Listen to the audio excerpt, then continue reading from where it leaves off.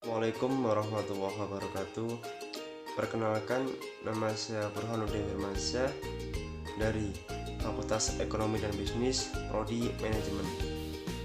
Di sini saya akan menyampaikan presentasi tentang teori ekonomi yang bermateri permintaan, penawaran, dan keseimbangan pasar. Permintaan dan kurva permintaan. Teori permintaan menggambarkan berbagai jumlah komoditi yang diminta kepada periode dan waktu tertentu.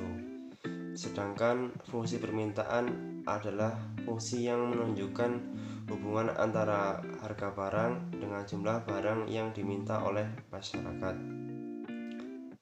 Hukum permintaan. Apabila harga mengalami penurunan, maka jumlah permintaan akan naik atau bertambah, dan sebaliknya. Apabila harga mengalami kenaikan, maka jumlah permintaan akan turun atau berkurang.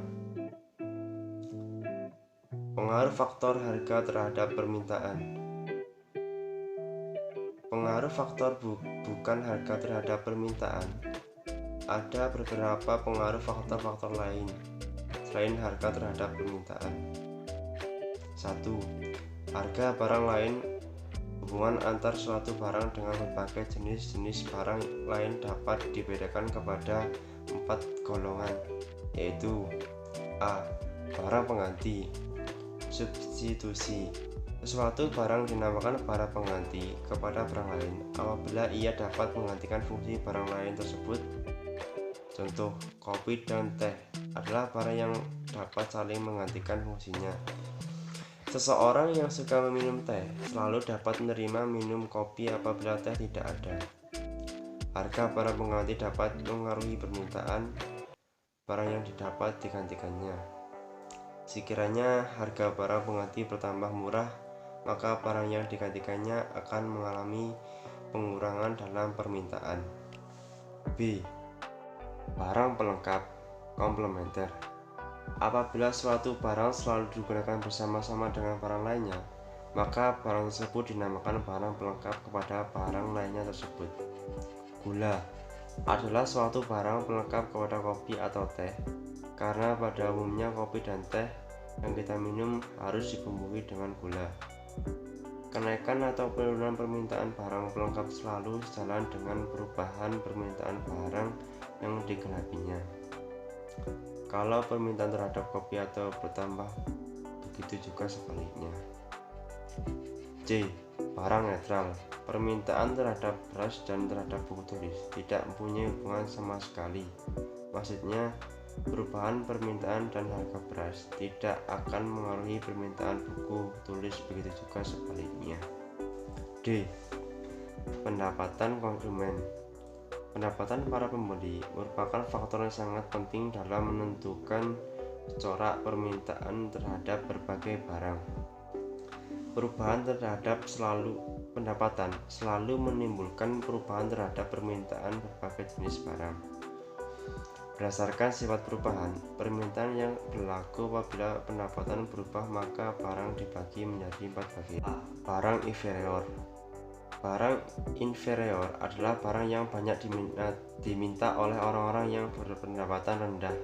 Jadi kalau berpendapatan tinggi, maka permintaan terhadap barang inferior akan berkurang.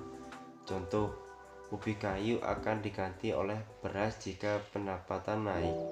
B. Barang esensial. Barang esensial perubahan dapat tidak akan mengurangi atau menambah permintaan terhadap barang esensial.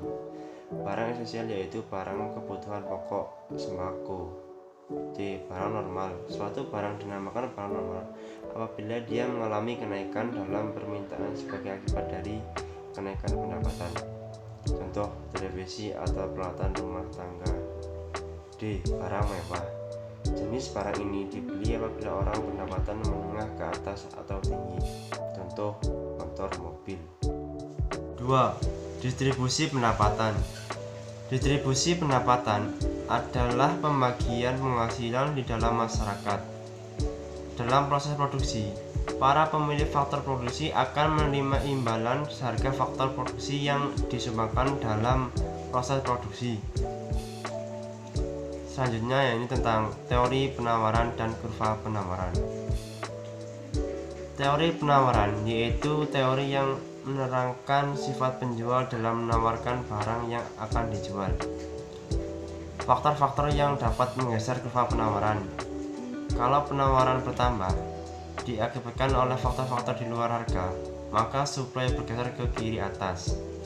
Kalau berkurang kurva supply bergeser ke kiri atas. Fungsi penawaran adalah menghubungkan harga barang di pasar dengan jumlah yang ditawarkan produsen naik. Hukum penawaran. Bila tingkat harga naik, maka jumlah barang yang ditawarkan akan naik. Bila tingkat harga turun, maka jumlah barang yang ditawarkan akan turun. Pengaruh faktor bukan harga terhadap penawaran. 1. Harga barang lain, bahwa barang-barang ada yang saling bersaingan atau bersubstitusi dan ada barang-barang yang berkomplementer atau pelengkapan, seperti yang telah dijelaskan di permintaan. 2. Biaya produksi. Di beberapa perusahaan, kenaikan pengeluaran untuk memperoleh faktor-faktor produksi akan menyebabkan biaya produksi melebihi hasil penjualan dan mereka mengalami kerugian.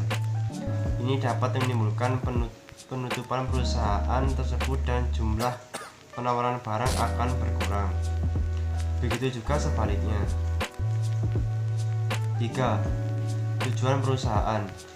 Tujuan yang berbeda-beda tersebut menimbulkan efek yang berbeda-beda terhadap penentuan tingkat produksi. Dengan demikian, penawaran juga akan berbeda sesuai tujuan yang ingin dicapai. 4. Teknologi. Kemajuan teknologi dapat mengurangi biaya produksi, mempertinggi produktivitas, mutu, dan menciptakan barang-barang baru. Ini akan mendorong kenaikan penawaran. Selanjutnya itu tentang keseimbangan permintaan dan penawaran dan perubahannya.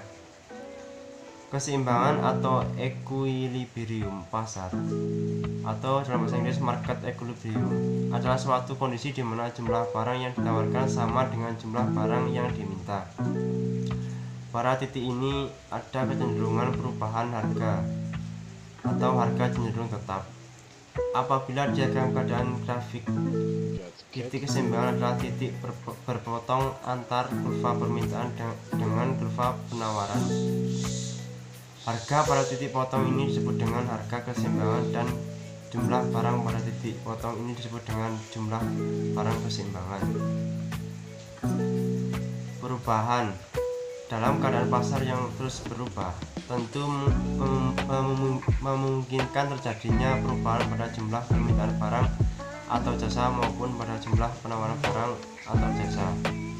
Perubahan ini bisa terjadi dalam berbagai kondisi atau skenario. Sekian presentasi dari saya, apabila ada kurang